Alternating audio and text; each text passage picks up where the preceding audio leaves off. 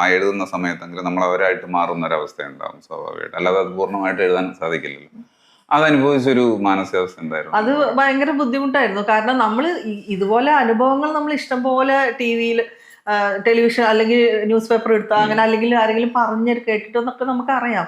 പക്ഷെ ഇങ്ങനെ നേരിട്ടൊരു കുട്ടി, അനുഭവിച്ച കുട്ടി പറയുന്നത്, അതും ആദ്യത്തെ കുട്ടി പിന്നെ അവളുടെ ബോയ് ഫ്രണ്ട് പറഞ്ഞ അവൻ വഴിയാണ് ഞാൻ കേൾക്കുന്നത്. പക്ഷെ മറ്റേ കുട്ടി അങ്ങനല്ല, ആ കുട്ടി ഡയറക്റ്റ് ആണ് പറയുന്നത്. അതും അവൾ വോയിസ് മെസ്സേജ് ആയിട്ട് ഇങ്ങനെ എനിക്ക് അയക്കുകയാണ്. അപ്പം നമ്മളത് കേൾക്കുമ്പോൾ ഭയങ്കര വിഷമം തോന്നും.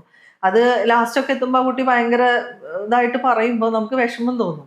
പിന്നെ ഞാൻ കുറെ തിരിച്ച് അവളെ സമാധാനിപ്പിക്കും. പിന്നെ ഈ രണ്ട് കുട്ടികളും ഭയങ്കര വ്യത്യസ്തരാണ്. അതെന്താന്ന് വെച്ചാൽ ആദ്യത്തെ കുട്ടി ഭയങ്കര പാവം, ഭയങ്കര കാമായിട്ട് അങ്ങനെയുള്ളൊരു കുട്ടിയാണ്. പക്ഷെ ഇവളെന്താന്ന് വെച്ചാൽ ഇവൾക്ക് കുറച്ചൊരു തൻ്റെടം, ഞാൻ ഇതിന്നൊക്കെ കരകയറി വരും എന്നുള്ള ഒരു അങ്ങനെ ഒരു ഇതുള്ള കുട്ടിയാണ്.